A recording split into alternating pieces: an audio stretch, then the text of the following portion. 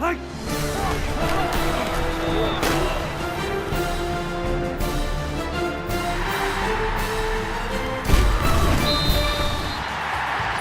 the OSU studios in Oklahoma City, this is an OSU update with Gina Mizell. I'm Jenny Carlson. Gina, linebackers, we don't have to ask who's going to start at linebacker like we have with wide receiver and quarterback with the Cowboys. This is a pretty set group. Talk about who we'll see out there on Saturday. Well, all three starters returned, so I think when you really look at this group as a whole, you look at the starters, Caleb Levy, Sean Lewis, Alex Elkins, like you said, familiar faces there. All three starters are back. All three had a pretty good season last year, but then you look at the guys behind them, and you got guys like Ryan Simmons, Lindell Johnson, Nico Ornelas, and this is a really, really stacked group. I mean, when you look at how everyone talks about how this defense has more depth than it's ever had before, has more speed, has more athleticism, this is kind of the epitome of that, in that you just look at, you've got starters, you've got two guys behind them, and even the third string guys that'll probably work their way into the rotation a little bit. It's a solid group, and I think that that's really where kind of the heart of this defense is there in cornerback, but linebackers as far as a position group as a whole, this is kind of where the heart of the defense is. So how does that translate to how this defense is going to play? We know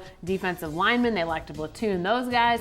They going to platoon these guys? Is that how it's going to factor in? Well, one of my bold predictions in our football section was I think that there's a chance that one of these starting linebackers actually might get overtaken by one of those second string guys, and that's not, a knock on any of the starters, because again, obviously they all played well last year, but a guy like Ryan Simmons, he's kind of been platooning with Caleb Levy there in the middle. He's a redshirt freshman. Has a lot of, athleticism, a good physical quality to him, and Lindell Johnson is another guy that I think will see a lot of playing time. He's a little bit undersized, but he plays really, really well in pass coverage, has, again, a good nose for the football, and is able to, make some big plays in the passing game. So I think those are two guys that we'll really see, but yeah, there will be some platooning just because you're better off having guys play 60 plays than playing 80 plays or 100 plays or something like that. So I think that'll overall just, benefit the defense as a whole. Definitely a position to watch. Thanks, Gina.